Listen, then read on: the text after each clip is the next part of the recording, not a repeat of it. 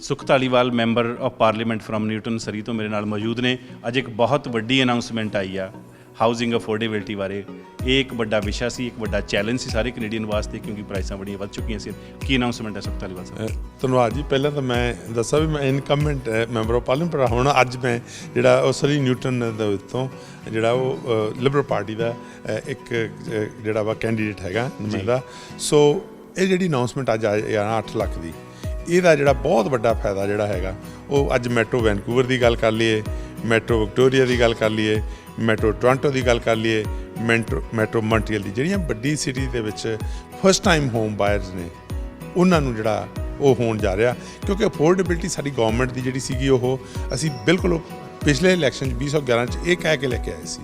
ਉਹਦੇ ਵਿੱਚ ਜੇ ਦੇਖਿਆ ਜਾਵੇ ਕੋਸ਼ਿਸ਼ ਕੀਤੀ ਪਹਿਲਾਂ $40 ਬਿਲੀਅਨ ਜਿਹੜੇ ਸੀਗੇ ਉਹ ਪਾਏ ਹਾਊਸਿੰਗ ਸਟ੍ਰੈਟਜੀ ਦੇ ਵਿੱਚ, ਜਿਹਦੇ ਵਿੱਚੋਂ ਤਕਰੀਬਨ 176 ਸਰੀ ਨਿਊਟਨ ਦੇ ਵਿੱਚ ਜਿੱਥੇ ਖੜੇ ਆ ਇਸ ਕੰਸਟੀਟੂਐਂਸੀ ਦੇ ਵਿੱਚ ਹੀ ਉਹ ਨਵੇਂ ਯੂਨਿਟ ਬਣੇ ਜਾਂ ਰੈਨੋਵੇਟ। ਔਰ ਪਿਛਲੇ ਹਫ਼ਤੇ ਮੈਂ ਜਾ ਕੇ ਉਹਦਾ ਪਹਿਲਾ ਫੇਜ਼ ਜਿਹੜਾ ਸੀ ਉਹ ਵਾਕ ਇਨ ਮੂਵ ਇਨ ਲਈ ਹੋ ਗਿਆ ਸੀ ਤਿਆਰ। ਇਸ ਤਰੀਕੇ ਨਾਲ ਉਹ $40 ਬਿਲੀਅਨ ਕੈਨੇਡਾ ਦੀ ਇਕੱਲੀ ਕਾਨਸਟੀਟੂਐਂਸੀ ਦੇ ਵਿੱਚ ਆਪਦਾ ਰੰਗ ਲੈ ਕੇ ਆਉਣਾ ਸੀ। ਉਦੋਂ ਬਾਅਦ ਦੇਖਿਆ ਕਿ ਇੱਦੋਂ ਹੋਰ ਵੀ ਸਾਨੂੰ ਕੁਛ ਨਾ ਕੁਛ ਕਰਨਾ ਚਾਹੀਦਾ।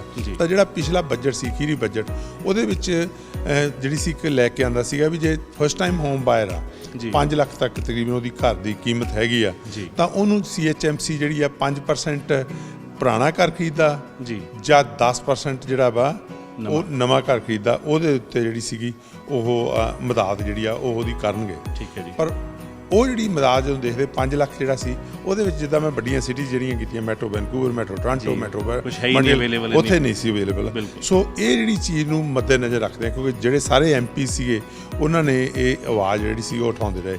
ਅਤੇ ਜਦੋਂ ਪਾਰਟੀ ਨੇ ਹੁਣ ਪਲੈਟਫਾਰਮ ਬਣਾਉਣਾ ਸੀ ਤਾਂ ਜਿਹੜੀ ਪਹਿਲੀ ਅਨਾਊਂਸਮੈਂਟ ਕੀਤੀ ਆ ਉਹ ਇਹ ਕੀਤੀ ਆ ਵੀ ਉਹ ਅਫੋਰਡੇਬਿਲਟੀ ਨੂੰ ਅੱਗੇ ਵਧਾਉਣ ਤਾਂ ਕਿ ਹੋਰ ਮਦਦ ਹੋ ਸਕੇ।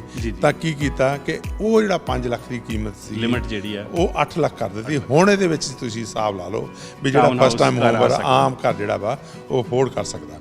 ਜਿੱਥੇ ਉਹਦੀ ਫਸਟ ਟਾਈਮ ਹੋਮ ਬਾਇਰ, ਚਾਹੇ ਸਾਡੇ ਯੰਗ ਕਪਲ ਜਿਹੜੇ ਨੇ ਉਹਨਾਂ ਦੀ ਗੱਲ ਕਰ ਲਓ ਜਾਂ ਯੰਗ ਨਿਊ ਕਮਰ ਜਿਹੜਾ ਕਪਲ ਉਹਦੀ ਗੱਲ ਕਰ ਲਓ, ਜਿੱਥੇ ਉਹਨਾਂ ਨੂੰ ਫਾਇਦਾ ਹੋਣ ਜਾ ਰਿਹਾ।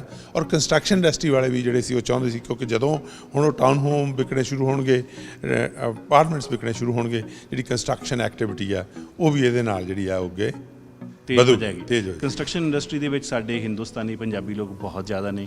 ਜਿੱਥੇ ਘਰਾਂ ਦੀ ਵਿਕਰੀ ਵੱਧਦੀ ਹੈ ਤਾਂ ਹੀ ਕੰਸਟਰਕਸ਼ਨ ਦਾ ਸਾਰਾ ਕੰਮ ਵੱਧਦਾ, ਚਾਹੇ ਉਹ 'ਚ ਬਿਲਡਰ ਨੇ, ਡਿਵੈਲਪਰ ਨੇ, ਰੀਅਲਟਰਸ ਨੇ, ਮੌਰਗੇਜ ਵਾਲੇ ਆ, ਚਾਹੇ ਟਰੇਡ ਵਾਲੇ ਆ। ਸੋ ਇਸ ਤੁਹਾਡੀ ਅਨਾਊਂਸਮੈਂਟ ਦੇ ਨਾਲ ਮੈਨੂੰ ਇਹ ਲੱਗਦਾ ਕਿ ਬਹੁਤ ਵੱਡਾ ਹੁਲਾਰਾ ਮਿਲੇਗਾ।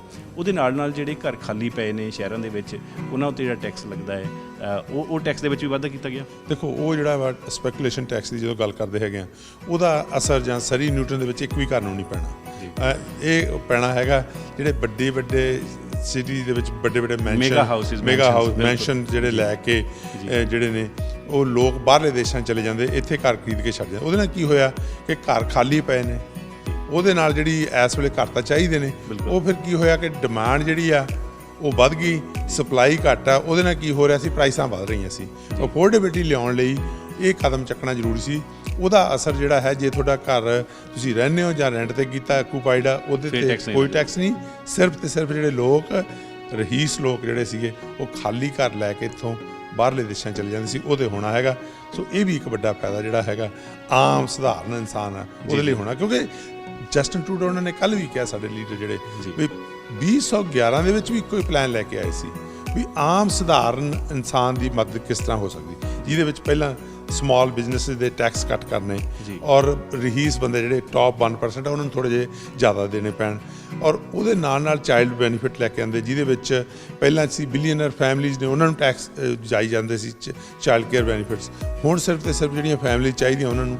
ਔਰ ਉਹਦਾ ਵੱਡਾ ਫਾਇਦਾ ਇਹ, ਅਸੀਂ ਸਰੀ ਨਿਊਟਨ ਵਰਗੇ ਹਲਕੇ 'ਚ $8 ਮਿਲੀਅਨ ਐਵਰੀ ਮੰਥ ਜਿਹੜਾ ਆ ਰਿਹਾ, 14,000 ਤੱਕ ਜਿਹੜੀ ਫੈਮਲੀ ਆ ਉਹਦੀ ਹੈਲਪ ਹੋਈ। ਜਦੋਂ ਓਵਰਆਲ ਦੇਖਦੇ ਹੈਗੇ ਇਹੋ ਜਿਹੀਆਂ ਪਾਲਿਸੀ ਸੀਗੀਆਂ, ਉਹਦੇ ਵਿੱਚ ਜਿਹੜੀ ਸੀਗੀ ਦੇਖ ਲਓ 1 ਮਿਲੀਅਨ ਜੌਬਸ ਨਵੀਆਂ ਕ੍ਰੀਏਟ ਹੋਈਆਂ, 8,50,000 ਜਿਹੜੇ ਸੀ ਲੋਕ ਪਾਵਰਟੀ ਤੋਂ ਬਾਹਰ ਚੱਕੇ ਗਏ, ਜਿਸ 'ਚੋਂ 3 ਲੱਖ ਬੱਚੇ ਸੀ। ਸੋ ਇਸ ਚੀਜ਼ ਨੂੰ ਕੰਟੀਨਿਊ ਰੱਖਦੇ ਹੋਏ ਇਹ ਜਿਹੜੀ ਵਿਜ਼ਨ ਉਹ ਲੈ ਕੇ ਆਏ ਸੀ ਸਧਾਰਨ ਬੰਦੇ, ਮਿਡਲ ਕਲਾਸ ਫੈਮਿਲੀ ਦੀ ਹੈਲਪ ਕਰਨ ਦੀ, ਪਿਛਲੇ 4 ਸਾਲ ਦੇ ਵਿੱਚ ਉਹ ਜਿਹੜਾ ਡਿਲੀਵਰ ਕੀਤਾ, ਉਸ ਨੂੰ ਅੱਗੇ ਵਧਾਉਣ ਲਈ ਜਿਹੜੀ ਚੀਜ਼ ਸੀ ਅੱਜ ਅਨਾਊਂਸਮੈਂਟ ਕੀਤੀ ਆ, ਇਹ ਵੀ ਇੱਕ ਜਿਹੜੀ ਹੈਗਾ ਉਹ ਬਹੁਤ ਵਧੀਆ ਅਨਾਉਂਸਮੈਂਟ ਆ। ਹਜੇ ਆਉਣ ਵਾਲੇ ਸਮੇਂ 'ਚ ਮੈਨੂੰ ਪੂਰੀ ਆਸ ਆ, ਕਿਉਂਕਿ ਲੀਡਰ ਕੱਲ ਕਲੀਅਰਲੀ ਜਿਹੜਾ ਉਹਨਾਂ ਨੇ ਆਪਣਾ ਕੈਂਪੇਨ ਜਿਹੜਾ ਸੀਗਾ ਉਹ 2011 ਵਾਲਾ ਵੀ ਇੱਥੋਂ ਵੈਨਕੂਵਰ ਤੋਂ ਸ਼ੁਰੂ ਕੀਤਾ ਸੀ, ਤੇ ਇਹ ਵੀ ਜਿਹੜਾ ਹੈਗਾ ਇਹ ਵੀ ਇੱਥੋਂ ਜਿਹੜਾ ਵੈਨਕੂਵਰ ਕਹਿ ਸਕਦੇ ਕਿ ਜਸਟਿਨ ਟਰੂਡੋ ਦਾ ਦੂਜਾ ਘਰ ਹੈ, ਔਰ ਇੱਥੇ ਆ ਕੇ ਉਹ ਸਪੈਸ਼ਲੀ ਗ੍ਰੋਸ ਗ੍ਰਾਈਂਡ ਕਰਦੇ ਆ, ਇੱਥੇ ਆ ਕੇ ਲੋਕਾਂ ਨੂੰ ਬਹੁਤ ਮਿਲਦੇ, ਬੜਾ ਪਿਆਰ ਹੈ, ਤੇ ਇਸ ਕਰਕੇ ਉਹਨਾਂ ਅਨਾਉਂਸਮੈਂਟ ਵੀ ਕੱਲ ਇੱਥੇ ਕੀਤੀਆਂ। ਉਹ ਦੇਖੋ ਨੈਚੁਰਲੀ ਆ, ਕਿਉਂਕਿ ਦੇਖੋ ਜਦੋਂ ਜਸਟਿਨ ਟਰੂਡੋ ਸਾਡੇ ਲੀਡਰ ਉਹਨਾਂ ਦੀ ਗੱਲ ਆਉਂਦੀ ਆ, ਉਹਨਾਂ ਦਾ ਦਾਦਕਾ ਪਿੰਡ ਜਿਹੜਾ ਉਹ ਕਬੈਕ ਦੇ ਵਿੱਚ ਜੀ ਤੇ ਜਿਹੜਾ ਨਾਨਕਾ ਪਿੰਡ ਆ ਉਹ ਬ੍ਰਿਟਿਸ਼ ਕੋਲੰਬੀਆ 'ਚ। ਜੇ ਤੁਹਾਡੇ ਬਹੁਤ ਵਿਊਅਰਸ ਨੂੰ ਨਹੀਂ ਪਤਾ ਹੋਣਾ, ਇਹਨਾਂ ਦੇ ਗ੍ਰੈਂਡਫਾਦਰ ਜਿਹੜੇ ਸੀ ਉਹ ਨਾਨਾ ਜੀ ਉਹ ਇੱਥੋਂ ਮੈਂਬਰ ਆਫ ਪਾਰਲੀਮੈਂਟ ਵੀ ਸੀਗੇ BC ਤੋਂ, ਔਰ ਇੱਥੋਂ ਹੀ ਜਿਹੜੇ ਸੀਗੇ ਉਹ ਮਿਨਿਸਟਰ ਵੀ ਬਣੇ। ਔਰ ਜਸਟਿਨ ਟਰੂਡੋ ਨੇ ਕੱਲ੍ਹ ਦੱਸ ਰਹੇ ਸੀਗੇ ਵੀ ਜਿਹੜਾ ਪਹਿਲਾ ਟ੍ਰਿਪਲ ਉਹਦਾ ਬਰਗਰ ਖਾਧਾ ਆਪਦੇ ਗ੍ਰੈਂਡਫਾਦਰ ਨਾਲ, ਉਹ ਵੀ ਉਹਨਾਂ ਨੇ ਬ੍ਰਿਟਿਸ਼ ਕੋਲੰਬੀਆ 'ਚ ਜਿਹੜਾ ਸੀ ਉਹ ਖਾਧਾ, ਤੇ ਇੱਥੇ ਆ ਕੇ ਉਹ ਟੀਚਿੰਗ ਜਿਹੜੀ ਆ ਉਹ ਉਹਨਾਂ ਨੇ ਕੀਤੀ ਕੁਇਟਲਮ ਦੇ ਵਿੱਚ। ਔਰ ਉਸ ਤੋਂ ਬਾਅਦ ਹੁਣ ਜੇ ਦੇਖਿਆ ਜਾਵੇ ਤਾਂ ਆਪਦਾ ਜਿਹੜੀ ਹਰ ਅਨਾਉਂਸਮੈਂਟ ਹੈਗੀ ਇੱਥੇ ਕੰਪੇਨ ਜਿਹੜੀ ਆ ਉਹ ਆਪਦੇ ਨਾਨਕੇ ਪਿੰਡ ਬ੍ਰਿਟਿਸ਼ ਕੋਲੰਬੀਆ ਤੋਂ ਸ਼ੁਰੂ ਕਰਦੇ ਆ। ਐਂਡਰੂ ਸ਼ੀਅਰ ਤੇ ਕੰਜ਼ਰਵੇਟਿਵ ਤੋਂ ਕਿਹੋ ਜਿਹੀ ਟੱਕਰ ਮਿਲ ਰਹੀ ਹੈ? ਉਹਨਾਂ ਦੇ ਜਿਹੜੇ ਪ੍ਰੋਮਿਸਿਸ ਆ ਰਹੇ ਨੇ ਬਹੁਤ ਸਾਰੇ, ਕੀ ਲੱਗਦਾ ਕਿ ਉਹਨਾਂ ਦੇ ਪ੍ਰੋਮਿਸਿਸ ਸੁਣ ਕੇ ਬਹੁਤ ਸਾਰੇ ਲੋਕ ਉਹਨਾਂ ਨੂੰ ਫੋਲੋ ਕਰਨਗੇ? ਦੇਖੋ ਉਹਨਾਂ ਦਾ ਰੈਕਡ ਬੜਾ ਕਲੀਅਰ ਆ, ਜਿੰਨਾ ਡਿਸਟਰਕਟਿਵ ਰੈਕਡ ਸੀ। ਜੇ ਅੱਜ ਅਫੋਰਡੇਬਿਲਟੀ ਦੀ ਗੱਲ ਕਰੀਏ ਤਾਂ ਇਹ ਉਹਨਾਂ ਦੇ ਦੌਰਾਨ ਹੀ ਵਧਿਆ, ਉਹਨਾਂ ਨੇ ਕੀਤਾ ਕੁਛ ਨਹੀਂ, ਠੀਕ ਹੈ ਨਾ। ਇਮੀਗ੍ਰੇਸ਼ਨ ਦੇ ਵਿੱਚ ਜਿਹੜੇ ਸੀਗੇ ਮਾਂ ਪਿਓ ਨੂੰ ਜਿਹੜਾ ਫੈਮਿਲੀ ਕਲਾਸ ਬੰਦ ਕਰੀ ਉਹ ਵੀ ਉਹਨਾਂ ਨੇ ਬੰਦ ਕੀਤੀ। ਜਿਹੜੇ ਲੋਕ ਅਮੀਰ ਲੋਕਾਂ ਨੂੰ ਜਿਹੜਾ ਸੀਗਾ ਟੈਕਸ ਰਾਹਤਾਂ ਦੇਣੀਆਂ ਜਾਂ ਚਾਈਲਡ ਬੈਨੀਫਿਟ ਜਿਹੜੇ ਸੀ ਬਿਲੀਅਨਸ ਡਾਲਰ ਜਿਹੜਾ ਬੰਦਾ ਕਮਾ ਰਿਹਾ ਉਹਨੂੰ ਵੀ ਚੈੱਕ ਭੇਜਣੇ, ਇਹ ਉਹਨਾਂ ਦੀਆਂ ਪਾਲਿਸੀ ਸੀਗੀਆਂ। ਅੱਜ ਜੇ ਦੇਖਿਆ ਜਾਵੇ, ਕਿਉਂਕਿ ਉਹਨਾਂ ਕੋਲ ਦੱਸਣ ਨੂੰ এনवायरमेंट ਦੇ ਉੱਤੇ ਉਹਨਾਂ ਕੋਲ ਕੁਛ ਨਹੀਂ, ਇਕਨੋਮੀ ਤੇ ਉਹਨਾਂ ਕੋਲ ਕੁਛ ਨਹੀਂ, ਸੋਸ਼ਲ ਜਸਟਿਸ ਇਸ਼ੂਜ਼ ਤੇ ਉਹਨਾਂ ਕੋਲ ਕੁਛ ਨਹੀਂ। ਹੁਣ ਉਹ ਕੀ ਕਰ ਸਕਦੇ ਆ? ਉਹ ਸਿਰਫ ਤੇ ਸਿਰਫ ਨੈਗੇਟਿਵ ਪ੍ਰਚਾਰ ਹੀ ਕਰਨ ਜਾਣਦੇ ਆ। ਉਹ ਹੁਣ ਝੂਠ ਬੋਲਣਗੇ ਜੀ, ਉਹ ਝੂਠ ਬੋਲ ਕੇ ਜਿਹੜਾ ਹੈਗਾ ਉਹ ਲੋਕਾਂ ਨੂੰ ਸੋਚਣਗੇ ਕਿ ਕਿਸੇ ਨਾ ਕਿਸੇ ਤਰੀਕੇ ਨਾਲ ਵਿੰਗ ਬਲ ਪਾ ਕੇ ਜਿਹੜਾ ਵਾ ਉਹ, ਚਾਹੇ ਅੱਜ LGBTQ ਕਮਿਊਨਿਟੀ ਦੀ ਗੱਲ ਕਰ ਲਓ ਉਹ 'ਤੇ ਵੀ ਉਹ ਕਲੀਅਰ ਨਹੀਂ ਆ ਰਹੇ, ਚਾਹੇ ਉਹ ਵਿਮਨਸ ਦੀ ਰਾਈਟ ਦੀ ਗੱਲ ਕਰ ਲਓ ਉਹ ਉੱਥੇ ਵੀ ਉਹ ਜਿਹੜਾ ਵਾ ਕਲੀਅਰਲੀ ਨਹੀਂ। ਸੋ ਜਦੋਂ ਮਿਸਟਰ ਸ਼ੀਅਰ ਉਹਨਾਂ ਦੀ ਗੱਲ ਕਰਦੇ, ਉਹ ਇੱਕ ਹਲਕੇ 'ਚ ਕੋਈ ਹੋਰ ਗੱਲ ਕਰਦੇ ਨੇ, ਦੂਜੇ ਹਲਕੇ ਜਾ ਕੇ ਕੁਛ ਹੋਰ ਗੱਲ ਕਰਦੇ, ਜਿਸ ਤਰ੍ਹਾਂ ਪਿਛਲੀ ਵਾਰ NDP ਦੇ ਲੀਡਰ ਕਰਦੇ, ਕੁਬੈਕ 'ਚ ਕੋਈ ਹੋਰ, ਬ੍ਰਿਟਿਸ਼ ਕੋਲੰਬੀਆ 'ਚ ਕੁਛ ਹੋਰ। ਸੋ ਇਸ ਤਰੀਕੇ ਦੇ ਨਾਲ ਜਦੋਂ ਉਹ ਗੱਲਾਂ ਕਰਨਗੇ ਤਾਂ ਜਿਹੜੇ ਕੈਨੇਡਾ ਦੇ ਲੋਕ ਨੇ ਉਹ ਭੈ ਵੀ ਜਾਣੂ ਨੇ ਕਿ ਕਿਹੜਾ ਇਨਸਾਨ ਹੈ। ਜਸਟਿਨ ਟਰੂਡੋ ਉਹਨਾਂ ਦੀ ਗੱਲ ਕੀਤੀ, ਇੱਕ ਉਹ ਇਨਸਾਨ ਆ ਜਿਹੜਾ ਲੋਕਾਂ ਦੇ ਵਿੱਚ ਐਕਸੈਸਿਬਲ ਆ। ਜੀ ਬਿਲਕੁਲ, ਠੀਕ ਹੈ ਨਾ। ਜਾ ਕੇ ਅੱਜ ਦੇਖਿਆ ਜਾਵੇ ਐਵਰੀ ਮਹੀਨੇ ਤਕਰੀਬਨ ਬ੍ਰਿਟਿਸ਼ ਕੋਲੰਬੀਆ ਦੇ ਕਿਉਂਕਿ ਐਨਰਜੀ ਚਾਹੀਦੀ ਬੈਕ ਐਂਡ ਫੋਰਥ ਸਾਰੀ ਦੁਨੀਆ 'ਚ ਜਿੱਥੇ ਟਰੈਵਲ ਕਰਨਾ ਉੱਥੇ ਆਉਣਾ। ਔਰ ਲੋਕਾਂ ਦੇ ਵਿੱਚ ਤੁਸੀਂ ਜਾ ਕੇ ਦੇਖੋਗੇ, ਇੱਕ ਪਾਸੇ ਐਂਡਰੂ ਸ਼ੀਅਰ ਜਿਹੜੇ ਕੰਜ਼ਰਵੇਟਿਵ ਪਾਰਟੀ ਦੇ ਲੀਡਰ ਜੇ ਉਹਨਾਂ ਦੀ ਪਾਲਿਸੀਆਂ ਤੋਂ, ਤੇ ਦੂਜੇ ਪਾਸੇ ਜਸਟਿਨ ਟਰੂਡੋ ਨੂੰ ਦੇਖੋਗੇ ਤਾਂ ਉਹ ਆਮ ਸਧਾਰਨ ਲੋਕਾਂ ਦਾ ਜਿਹੜਾ ਹੈਗਾ ਉਹ ਨੁਮਾਇੰਦਾ ਔਰ ਆਮ ਸਧਾਰਨ ਲੋਕਾਂ ਦਾ ਪ੍ਰਾਈਮ ਮਿਨਿਸਟਰ ਸੀ। ਤੇ ਇਹੀ ਆਸ ਹੈ ਕਿ ਆਉਣ ਵਾਲੇ ਸਮੇਂ ਦੇ ਵਿੱਚ ਆਮ ਲੋਕਾਂ ਦਾ ਜਿਹੜਾ ਆਮ ਬਿਜ਼ਨਸ ਪੀਪਲ ਦਾ ਪਰਸਨ ਜਿਹੜਾ ਹੈਗਾ ਉਹ ਹੈਗਾ ਵਾ ਜਸਟਿਨ ਟਰੂਡੋ। ਸੁਖ ਧਾਲੀਵਾਲ ਤੇ ਨਿਊਟਨ ਦੀ ਸੀਟ ਇਹੋ ਜਿਹੀ ਸੀਟ ਹੈ ਜਿਹਨੂੰ ਸਿਰਫ ਕੈਨੇਡਾ ਹੀ ਨਹੀਂ, ਇੰਡੀਆ, ਪੰਜਾਬ, ਪੂਰੀ ਦੁਨੀਆ ਦੇ ਵਿੱਚ ਨਜ਼ਰਾਂ ਇੱਥੇ ਹੁੰਦੀਆਂ ਨੇ। ਤੁਸੀਂ ਇਸ ਸੀਟ ਤੋਂ ਚਿਰ ਤੋਂ ਲੜਦੇ ਆ ਰਹੇ ਹੋ, ਤੀਜੀ ਵਾਰ ਮੈਂਬਰ ਆਫ ਪਾਰਲੀਮੈਂਟ ਬਣੇ ਹੋ, ਔਰ ਹੁਣ ਫਿਰ ਤੁਸੀਂ ਮੈਦਾਨ ਦੇ ਵਿੱਚ ਹੋ। ਤੁਹਾਡੇ ਦੇਖਣ ਵਾਲਿਆਂ ਨੂੰ ਕੀ ਮੈਸੇਜ ਹੈ, ਕੀ ਤੁਸੀਂ ਉਹਨਾਂ ਨੂੰ ਮੈਸੇਜ ਦੇਣਾ ਚਾਹੋਗੇ? ਆਉਣ ਵਾਲੇ ਦਿਨਾਂ ਦੇ ਵਿੱਚ ਤੁਸੀਂ ਕਿੰਨੇ ਕੌਨਫੀਡੈਂਟ ਹੋ? ਦੇਖੋ ਕੌਨਫੀਡੈਂਟ ਜਿਹੜਾ ਵਾ ਉਹ ਤਾਂ ਐਵਰੀ ਵੋਟ ਕਾਊਂਟ ਕਰਦੀ, ਉਹ ਤਾਂ ਇਲੈਕਸ਼ਨ ਡੇ ਤੇ ਲੋਕ ਦੱਸਣਗੇ। ਪਰ ਮੈਂ ਆਪਣੇ ਰੈਕਡ ਦੀ ਗੱਲ ਕਰ ਸਕਦਾ ਹੈਗਾ।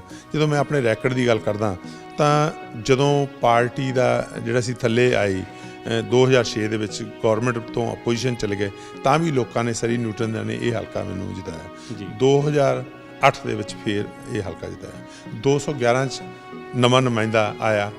ਜਦੋਂ ਲੋਕਾਂ ਨੇ ਉਹ ਦੇਖਿਆ ਕਿ ਉਹ 2011 4 ਸਾਲ ਉਸ ਨੁਮਾਇੰਦੇ ਦੀ ਐਕਸੈਸਿਬਿਲਿਟੀ ਨਹੀਂ ਸੀ, ਉਸ ਆਫਿਸ ਦੀ ਐਕਸੈਸਿਬਿਲਿਟੀ ਨਹੀਂ ਸੀ ਲੋਕਾਂ ਤਾਈਂ, ਤਾਂ ਉਹਨਾਂ ਨੇ ਕੀ ਕੀਤਾ?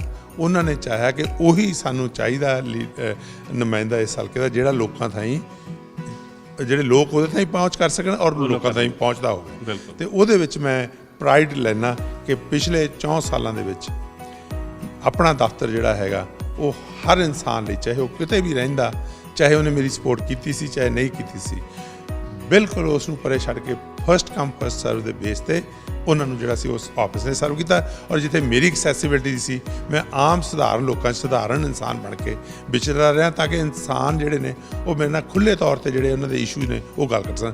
ਗੱਲੀ ਇਹ ਵਿਚਰਨ ਦੀ ਗੱਲ ਹੀ ਨਹੀਂ, ਜਿੱਥੇ ਇਸ਼ੂਜ਼ ਦੀ ਗੱਲ ਵੀ ਆਈ ਹੈ, ਜਿਹੜੇ ਇਸ਼ੂ ਸਰੀ ਨੂੰ ਇੰਪੋਰਟੈਂਟ ਸੀਗੇ ਉਹ ਫਰੰਟ ਲਾਈਨ 'ਤੇ ਲਿਆ ਕੇ ਜਿਹੜਾ ਸੀਗਾ ਉਹ ਸਾਰਿਆਂ ਦੇ ਹੱਲ ਜਿਹੜੇ ਨੇ ਉਹ ਉੱਥੇ ਆਟਵਾ ਦੇ ਵਿੱਚ ਬੈਠ ਕੇ ਜਿਹੜੇ ਨੇ ਉਹ ਕਰਾਏ ਨੇ।